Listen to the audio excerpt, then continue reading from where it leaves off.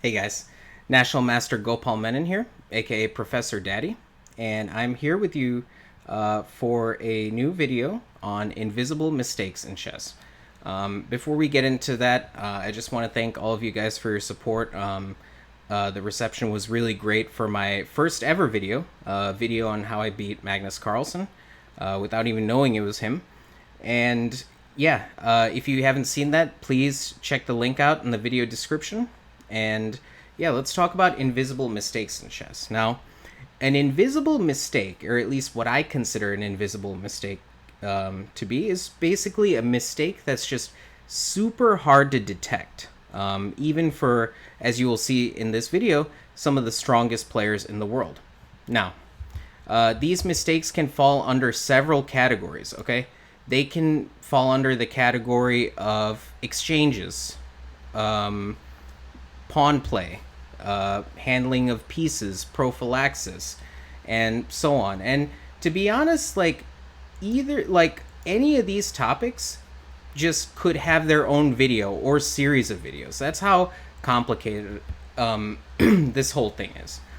And yeah, to be honest, maybe we could branch out into that, but I just want to open your eyes, open the viewer's eyes to these types of invisible mistakes, because a lot of these mistakes, they're really, the consequences of them might not even be clear for several moves in advance. And the reason why these are so important to study and be aware of is because as we get stronger and stronger in chess, it becomes harder to improve.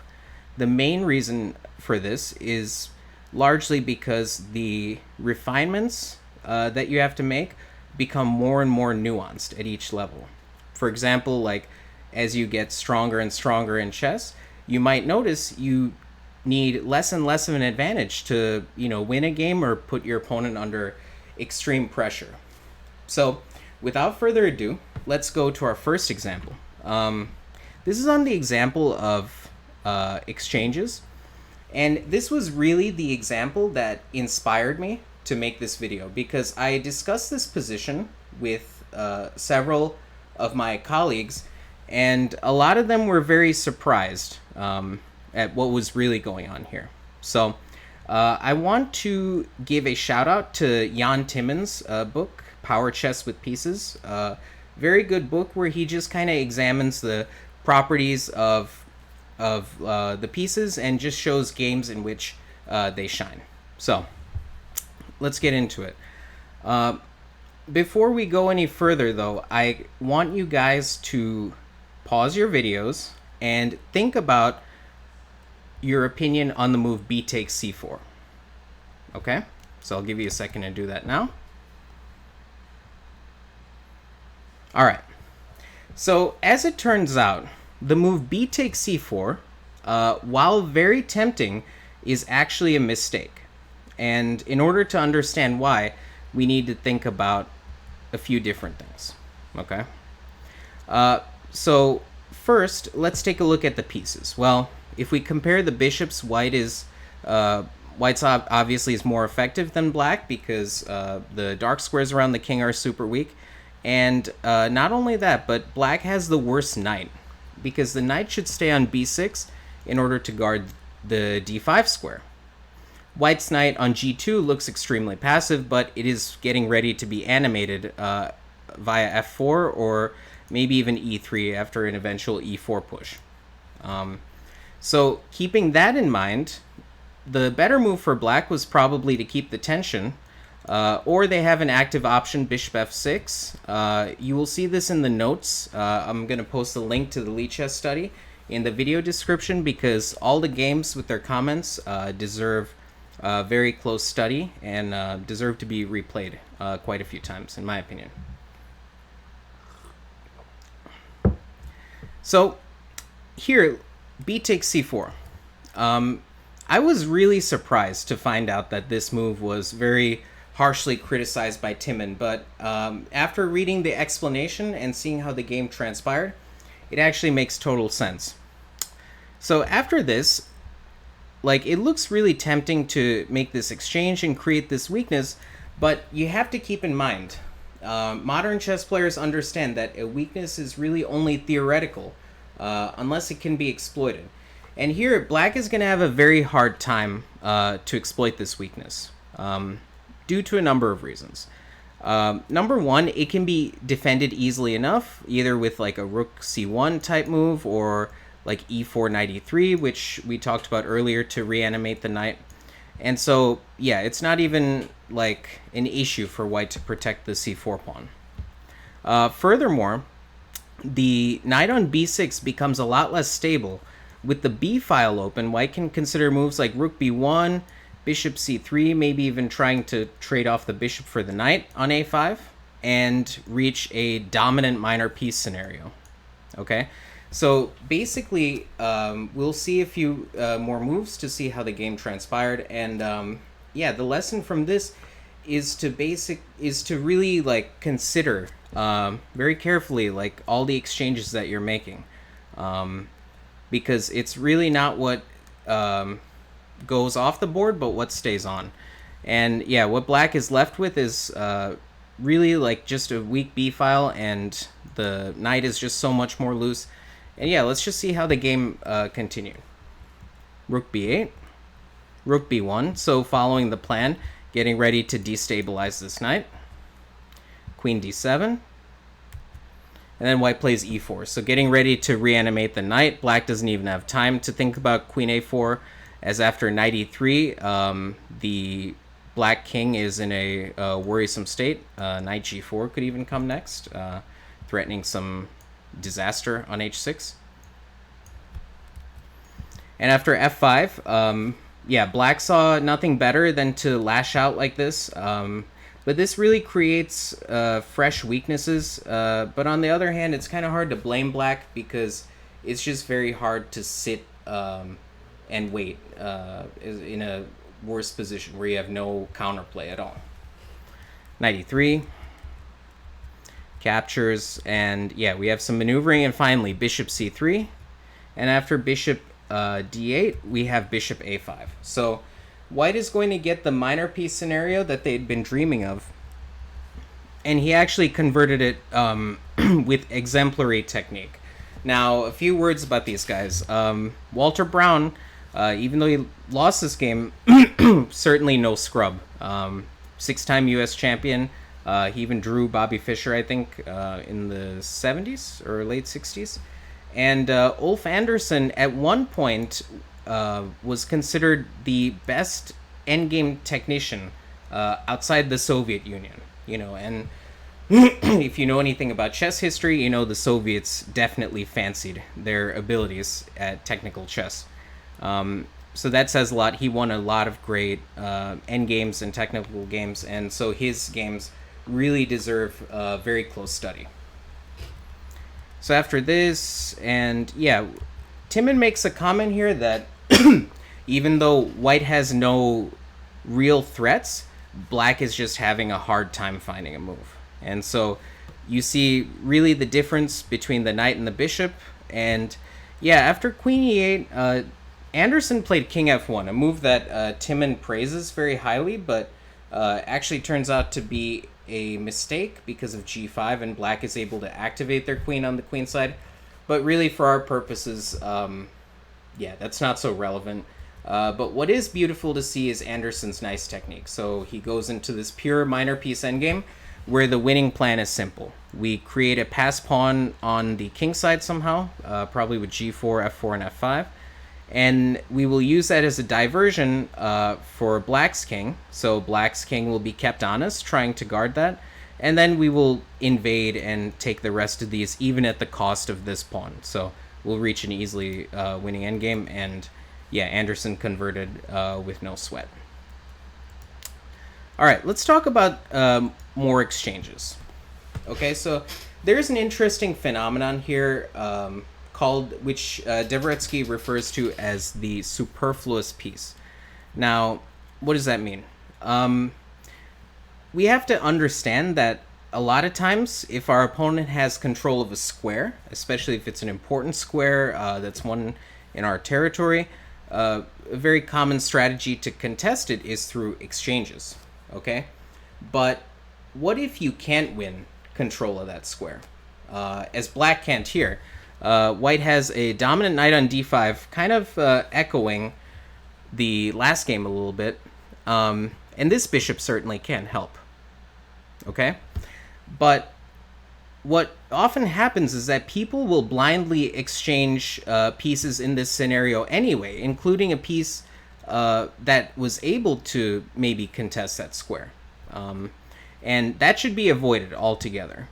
Basically, as Dvoretsky states, it's possible to like play around it, and the worst thing that can happen is the opponent's pieces can occupy that square, but remember, only one piece at a time can occupy a given square, and so the rest of the pieces are rendered superfluous, kind of like this b4 knight.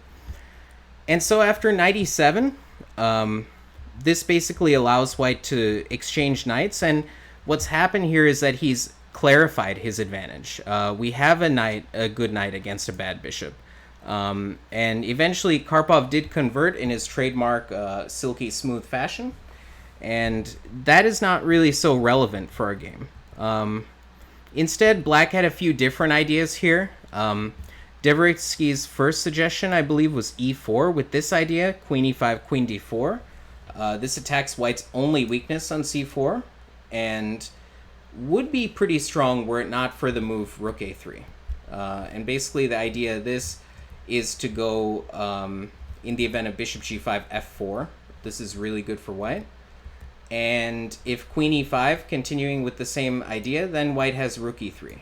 And we are going to snip this guy. So yeah, instead, better, I believe, was bishop g5, just waiting. And yeah, if white plays rook f1, or rook f to a1, which is the natural move, we can go back bishop h4 and we can stick to our waiting tactics, but unfortunately that's kind of the best that black has. As a accompaniment to this superfluous piece discussion, Dvoretsky offers this example. So what I would do if I were you guys is I would pause my video to think about this position. Black has just played knight df6, and what would you play as white? Okay, guys, so I really hope you had a chance to think about that. This, by the way, is a super famous game, Zukertort versus Blackburn, 1883. If you haven't seen this game, again, please check out the link in the video description and replay this game because it is a brilliancy prize game. All right, so black has played knight f6, and they intend to exchange knights and play knight e4. That's because these knights are on the same circuit and they're tripping over each other. And in the game, white played f3, just kind of allowing this exchange, and later he went on to win. But yeah, at this point, white's slightly better, but only slightly better. And the reason why I say only slightly better is because he had a chance to gain a very serious advantage here with the move knight b1. Okay, knight b1 has this idea of playing f3 and kicking back this knight, really highlighting the fact that these two guys, like I said before, are tripping over each other. And yeah, we're even threatening to win a piece now with f3, knight g5, and then h4. And the knight actually just has nowhere to go. Does this mean Zukertort was a scrub? Absolutely not. This concept wasn't really well known or understood at that time, and generally the type of chess that they played wasn't as sophisticated as this. Like, they just didn't play this kind of chess. It was a totally different game. But yeah, by all means, check out this game, and I thought this was a cool little example of the superfluous piece, the surprising retreating move, knight b1. All right, so now we get to one of the most difficult parts of the video to explain, drift. Now, when I say drift, I basically am trying to describe a scenario where one side just loses a game with little to no obvious mistakes, like definitely no blunders or anything like that, but the other person just seems to roll through the opponent in an almost implacable fashion. what's the cause of this? I mean, we're going to see in this game that the cause for White's defeat here was a series of bad exchanges, which we have kind of talked about in the first three examples. As we know, we need to be very careful and mindful of what we're exchanging and in what manner we're doing so. But also this concept of a half move. Okay? Now, a half move, as Victor Korchnoi has called them, would basically mean a move that is just not really doing anything. Like, it's not bad, it's not blundering anything, but it's just kind of like you're making a move for the sake of it, and it's not really connected to a bigger idea. And the problem is that while a half move by itself might not be necessarily fatal, it's a symptom of things going wrong because it leads to the potential that somebody could drift off with no plan. And yeah, you'll see what happens in this game, where White just kind of plays without a plan. He gets a much better position out of the opening, and he just plays a bunch of half moves, loses all of his advantage. Then it's Black's turn to party. Okay, so Petrosian here is playing Black, and he has a very suspicious position out of the opening. The reason for this is because this game was played near the end of the 1962 Curacao Candidates Tournament. A very important tournament, the winner of which would challenge Mikhail Botvinnik the next year for the World Championship. And so this was near the end, in like round 21, I think.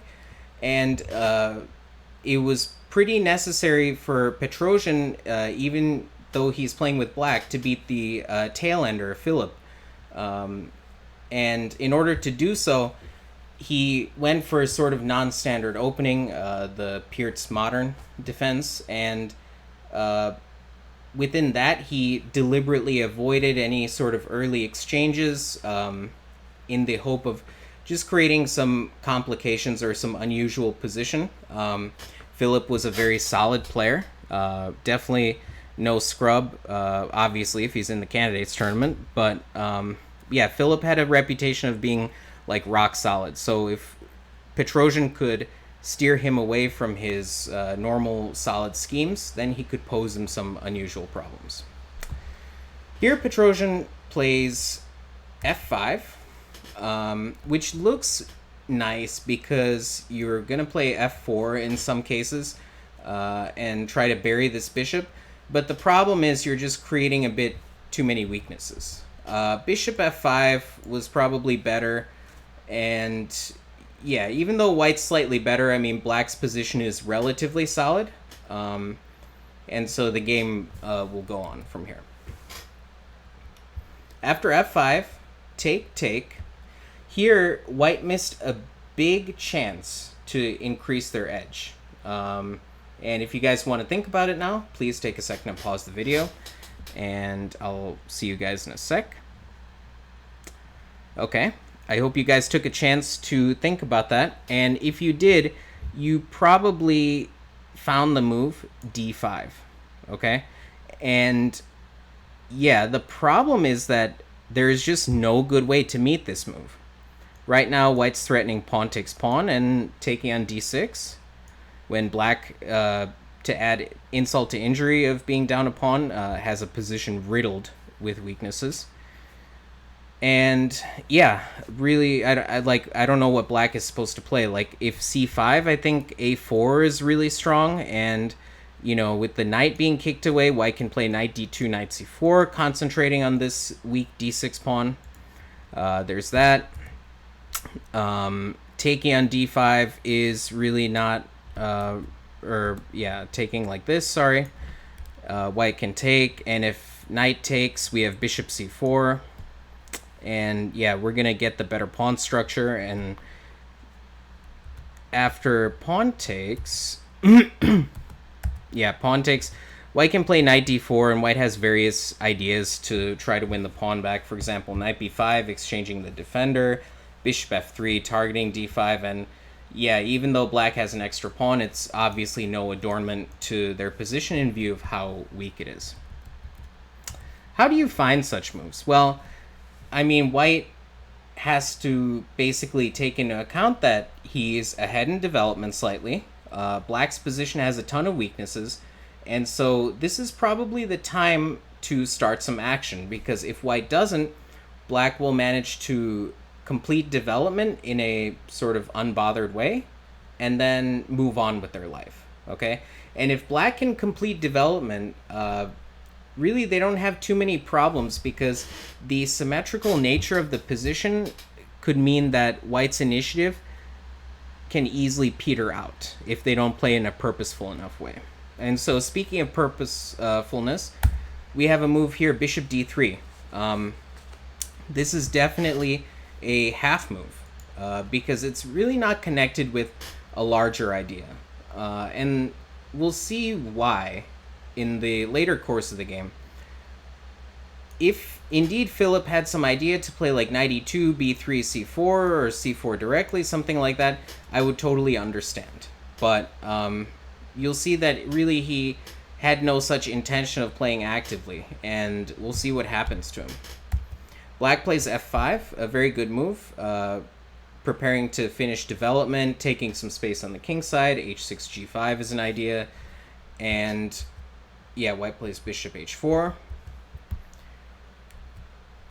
And yeah, here the computer really likes white's position quite a bit, but I think black has achieved quite a lot since white's missed d5 opportunity. For example, they've completed development, or almost completed development, and yeah, the weaknesses that they have in their position, such as this pawn, can be easily enough defended. White played queen f4 here. Yeah, this move isn't really that great, and white needed to recognize here that a drifting sort of scenario was in danger of happening to them, and they really should have got it together to try to find some sort of purposeful plan.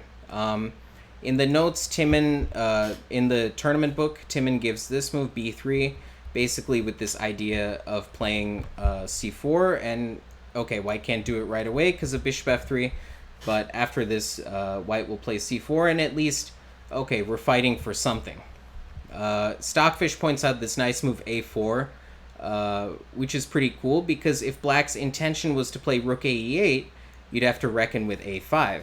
And if black plays a5 themselves, then if white continues with this knight e2 and c4 idea, you'll see it'll be harder for the black rook to enter the game, because the white queen is eyeing the pawn on a5.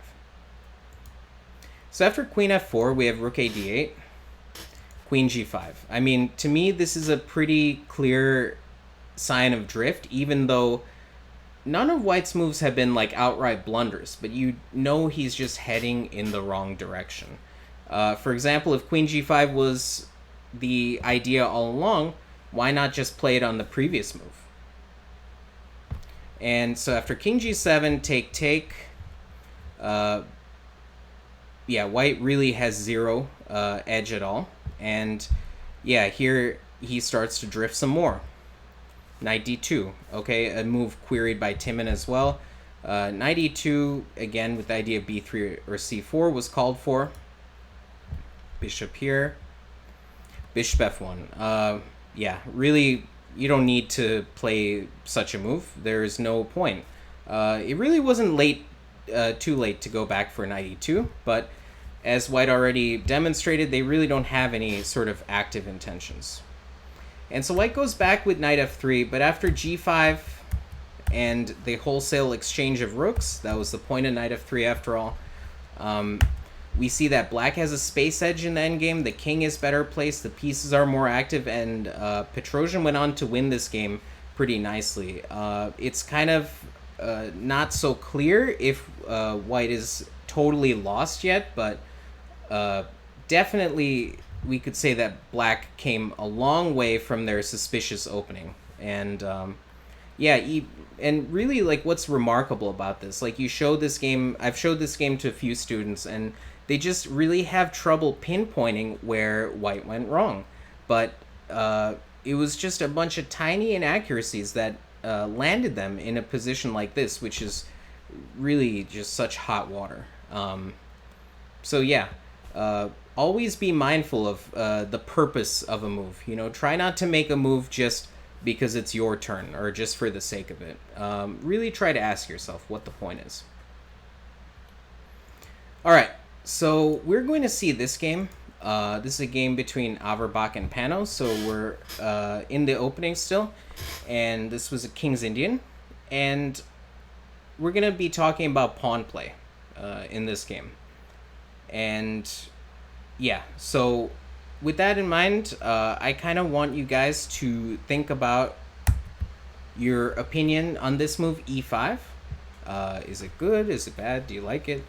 And yeah, just pause the video and think about that, and we will rejoin you in 2 seconds. All right. So the answer might be really surprising to you guys, but black is lost after e5. Their position is completely lost from a strategic point of view, and yeah, let's talk about why. One of my favorite sayings, and really an eye-opening saying, came from the book Pump Up Your Rating by Axel Smith. Really just a great one-stop shop for chess improvement. Has a lot of nuggets of wisdom and pretty unique takes on just topics of chess improvement and chess strategy. And yeah, the saying that really that I'll always remember till the day I die was no pawn lever, no plan. Okay, that was one of the first chapters of the book, and basically, you know, it means exactly like what it sounds. If you don't have any active pawn moves or a pawn lever, you're in danger of not having a plan.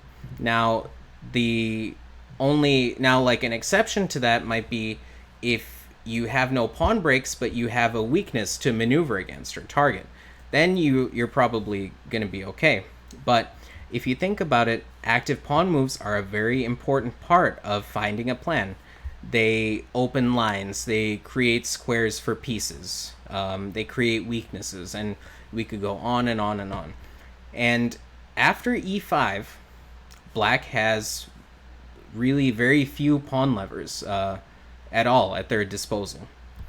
And so here, I'd like you guys to try to find the correct move for white. White to play is a very strong move, after which it is pretty clear that black's position is hopeless. So think about that for a sec. And okay, white played the move g4. Not a automatic decision at all, unless you have studied this type of position very closely.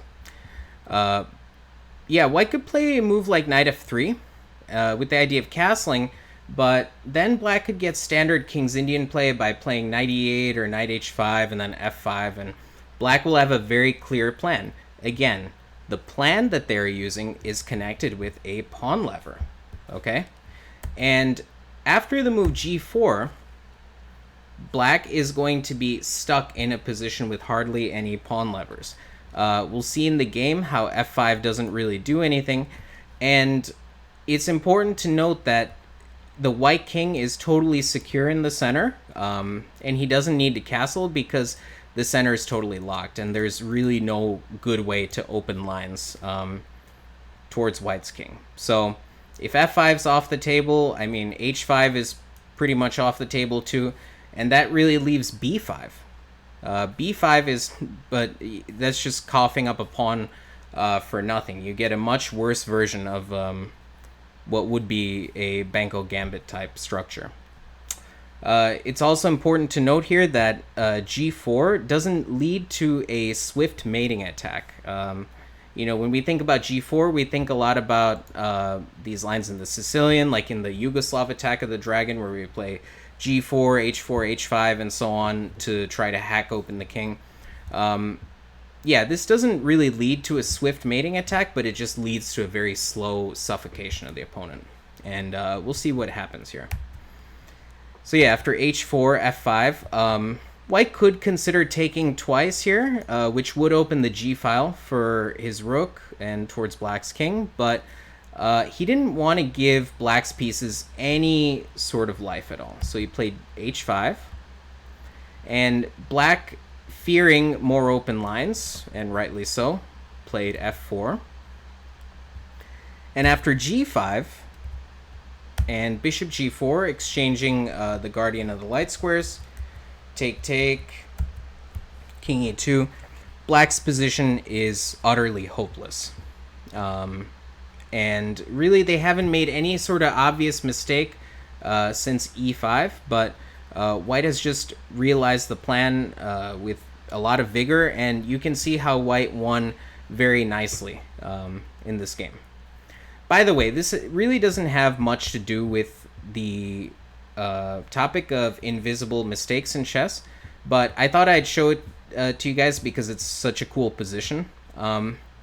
So to give you an idea of how hopeless black's position actually is, 2 years later, in 1956, Boris Spassky reached a very similar position against Averbach when he was black. Nowadays, information travels so far, and if some top player lost in this line, especially in such a grotesque manner as Pano did in the previous game, everybody would know to avoid it like the plague.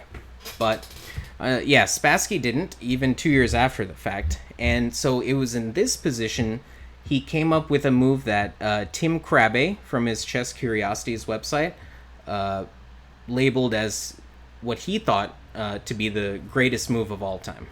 So if you guys want to give yourself an interesting challenge, pause the video and think about it. But I'll warn you, you need to be a little bit creative in order to think of it. Okay, so if you guys thought of it, and you thought of knight c6, you should really give yourselves a pat on the back, because you guys definitely have a great future in chess. Now, why knight c6? What in the world does this move even do? Well, basically, when you see how the previous game turned out, like, black just lost without a fight. Like, we bring the other rook, and then we sacrifice the bishop. This cannot be captured because of, like, rook h4 or e5. Black just lost totally without even having a say in the battle. But after knight c6, the character of play changes very sharply here. This is really important because in the previous game, white was allowed to increase the pressure slowly but surely, and really had nothing to think about or anything to inconvenience them. The move knight c6, though, does give up a clear piece, and black doesn't have enough for it. But at least they can give white something to think about. Okay, they can add an element of danger into the position for white. For example, like, Averbach here was so shocked by knight c6 that he actually froze and thought about this move for 55 minutes before taking the knight. Here, Spassky said he was expecting the move h6, which closes down lines on the king side, but effectively leaves white 2 pieces up, because this bishop is going to find it nearly impossible to re-enter the game. Yeah, and so here what black got in the game was, after queen e8, we have an open b file, a good possibility to entrench the knight on d4, and maybe even activate this fist of pawns that we have in the center with d5. Okay, and at least the play is somewhat double-edged here. And believe it or not, Averbach, one of the top players in the world, did not win from here, and Boris Spassky actually managed to draw. So yeah, I thought that was a really cool position. I thought I'd share with you guys. But okay, so here we have the next topic, handling of the pieces. Okay, this is really something we could make several videos and have many discussions on, but I found this example to be pretty cool because I feel like the average player might not see the position in the same way like a more experienced player. And so I would like you guys to pause the video again and think about this position and what would you play. All right, guys. So we come fresh, almost out of the opening. Here, black setup looks extremely passive, but we have these regrouping ideas like rook e8, bishop f8, which could end up targeting e4, and we have b5. And even though the c6, b6, a6, d6 setup looks a bit odd, you can see that black has an idea to break out, and even though it looks super passive, it's actually quite solid as well. So white actually needs to come up with something special in order to demonstrate some advantage, if any, that they have here. And so this is where the concept of the faces of a piece comes in. Probably the best, or one of the best chess books I read in the last 3 years was the book Under the Surface by Jan Marcos. And this book was really interesting because it talked about a lot of abstract aspects of chess strategy that really aren't covered well in chess literature, and he added his own interpretation to it. And so what he means by when he talks about the faces of a piece is basically he talks about the piece's current function or its current state of existence in a chess game. Now, according to him, a piece can be one of these three things. It can be either A, an active tool, which helps you to achieve your goals. B, it can be a vulnerable creature, could be vulnerable to attack or capture. And C, it could be a piece of wood, meaning a piece that is just kind of in the way of the rest of the army. And so he basically goes on to state that a player might continue to play queen d2 and rook a d1, and then later complain how after b5 and some of these other moves that we highlighted for black earlier, he might complain that he really didn't achieve anything special. But if we take a look at what's going on in the position, black is threatening to fight back on the queen side with b5, and so this bishop on c4 actually proves itself to be a piece of wood, as does this knight on c3. That's why white's move bishop d3 is so remarkable. The knight is relocated to g3, where it's poised to jump into f5, and even if black limits the knight with g6 at some point, we have the move c4, which reclaims some space and ensures us of at least a slight edge. I think this is such a remarkable example because it's it could be almost invisible, you may say, to certain people, why queen d2, rook d1 would be so bad. And it's not that it's bad, it's just that, chances are you're going to be left scratching your head as to why those weren't so good. Okay, so next we're going to be talking about prophylaxis. Now, it is always important, even in very innocuous positions, to keep in mind your opponent's intentions.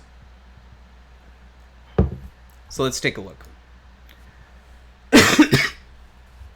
All right, so we have this game, Inarkia versus Vychigov.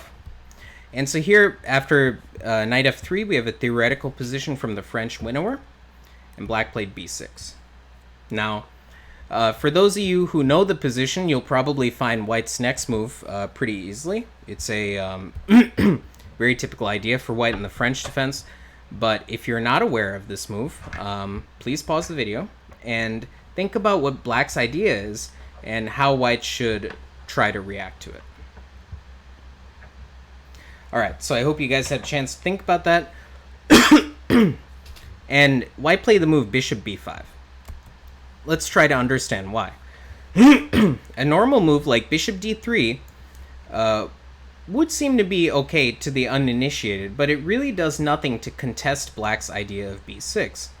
In the French defense, it's very well known that black suffers from a bad bishop and less space, and in this winnower variation,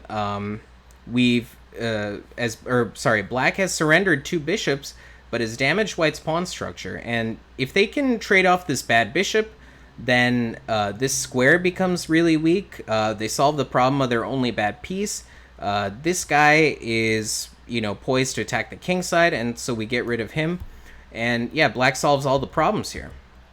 But after the disruptive move bishop b5 check, it's really hard for black to exchange that bishop. For example, if knight c6 or knight d7, notice bishop a6 is not easily possible. And now that black played bishop d7, only here do we go bishop d3. And yeah, it's just very hard now for black to trade the light squared bishops. And even though this seems like kind of an insignificant moment to some, it's very important because this shapes the battle to come. We should always try to actively fight against our opponent's ideas and be mindful of what they are. So black played bishop a4 here, very typical maneuver. When thinking about positions with two bishops, we need to pay attention especially to the unopposed bishop. So this is why it's unopposed bishop, and one of the ideas is to activate it along this diagonal with a4 and bishop a3. So black just says, well, none of that. So after h4, very typical move. Again, similar to the Averbach Pano game, we see white advancing flank pawns when the situation in the center is pretty stable. And yeah, he has more space on the side of the board, so he's justified in doing that. Black played this. And here in the game, white played bishop f4, which was a good move. And black later went on to adopt this plan of king d7 and follow it up with c4, kicking the bishop off the diagonal, and then queen g8 to h7. This maneuver looks really eccentric, but it was actually quite effective, especially in one of the first games it was seen. Georgiev Yusupov, I'll leave this game for you guys to study, but basically this queen and bishop tie white down to c2, and the queen also prepares some active ideas on the king side. But yeah, black wasted quite a bit of time in preparing that, which led him to a very difficult position. Again, without really making too many big mistakes. So yeah, my criticism would be if he was going to do this, he should have done it right away. And you guys can see that game. I have it copied and pasted in the lead chess study. All right. So rook b2, c4, and we're just going to go on to the point where we are interested in.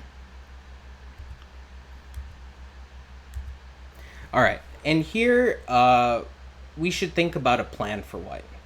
White easily realized what he needed to do in this position. Black's pieces are very passive. This bishop is kind of locked out of the game. Black dare not play b4 and open up their own king. And white is stronger and has more space on this side of the board. So it seems like black is doomed. But we need to keep in mind, no pawn lever, no plan, in order to find white's active idea. And that is f4, f5. Okay, so white played bishop g3 to prepare f4, f5, and black played knight b6. And here I would like to ask you guys to pause the video and think about whether or not it is the correct time to play f4 with the idea of f5. Okay, because if white is able to get this in conveniently, black is just getting squeezed. So if white plays f4, does black have any recourse? Okay.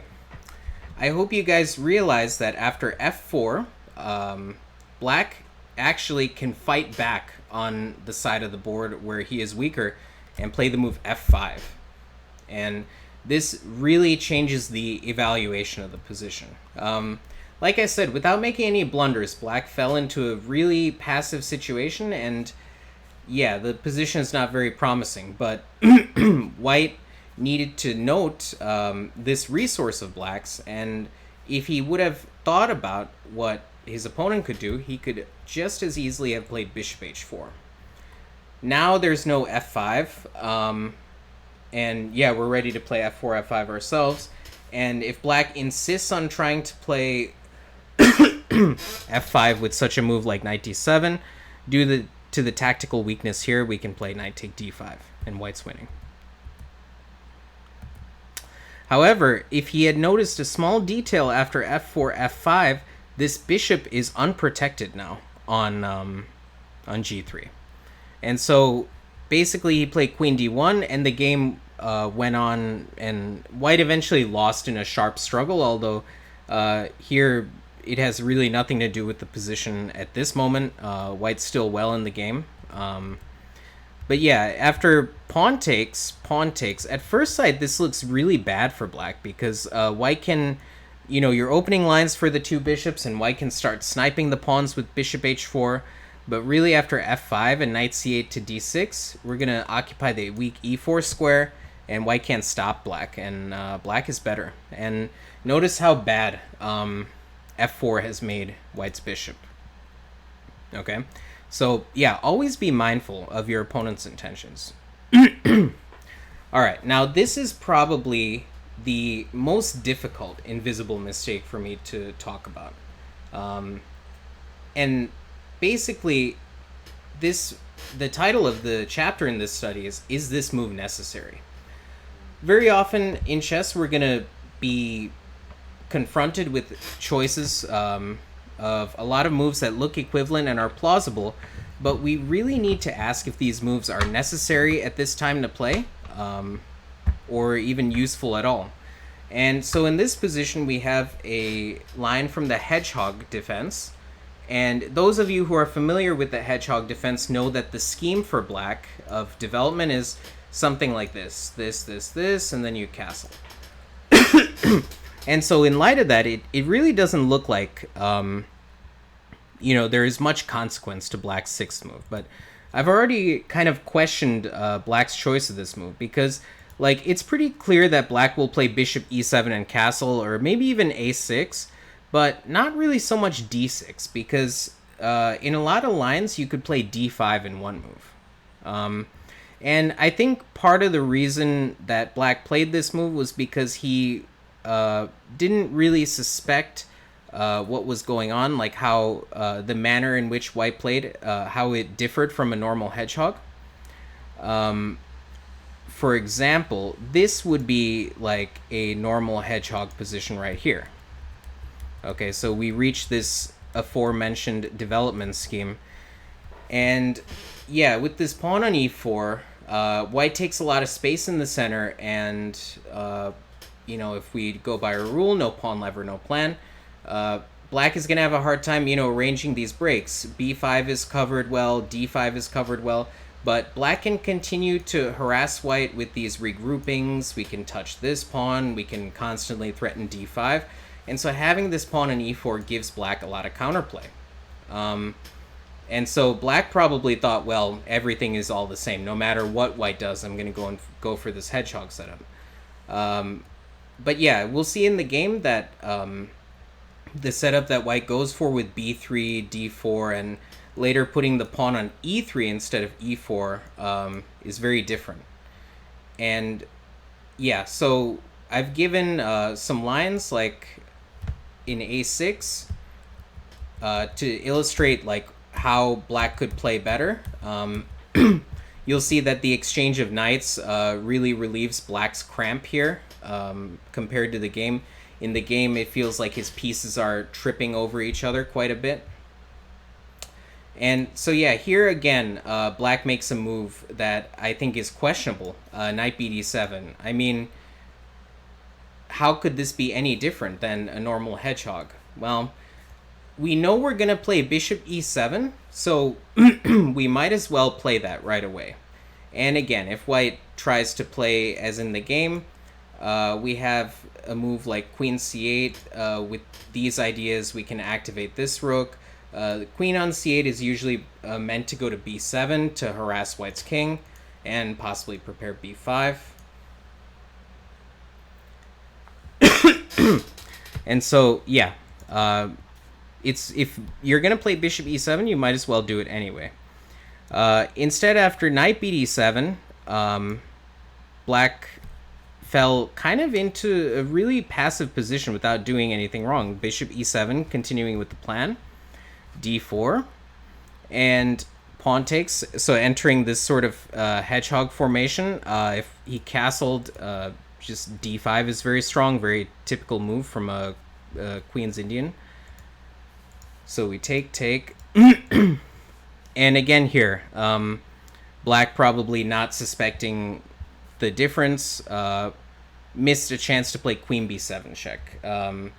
And if you compare this to the game, after f4, white gains some extra space here that you see he'll use for a general kingside pawn advance. Not necessarily to checkmate black, but to really just cramp them and make their life difficult. Queen b7, on the other hand, though, prevents white from gaining that space in such a convenient way. And yeah, if white trades queens like eventually happen in the game, it'll take him a few more moves to organize f4. And as we can surmise from example 4, where we talked about drift, the fight for every tempo and every move is very important. So yeah, black played here a6, and after f4, white was able to get a much better position. And again, really no obvious mistakes by black. And yeah, white just builds up the position. And notice again the difference between a normal hedgehog. You know, not only were we able to discombobulate black's knights, but we were able to deny him counterplay against e4. Okay, guys. So I know that was really a lot to digest in one setting, but yeah, I figured this was a really important topic to discuss, not often talked about in chess literature. And basically, to sum up, you know, whether we're talking about exchanges, as we were in the first few examples, drifting, pawn play, handling the pieces, prophylaxis, or whether or not a certain move is necessary in a position, even if it looks totally plausible. One thing to keep in mind is that if you're not looking for something, if you're not searching for it, it's very unlikely that you'll find it, okay? So, for example, when we talk about prophylaxis, if we're not even thinking about our opponent's ideas, or, you know, whether or not a certain move is necessary, and so on, we're probably not going to find the answer why. And hopefully the lesson today really helped to open some of your guys' eyes to some of these mistakes that are invisible in chess, and hopefully it will be less invisible for us going forward. If you like this video, you know, leave a like and let me know what you think. Please reach out to me in the comments, and yeah, you can follow me on Twitch. That's twitch.tv/ProfessorDaddy. I'll put a link to that in the video description. And yeah, thank you guys, and see you guys later in the next video. Bye.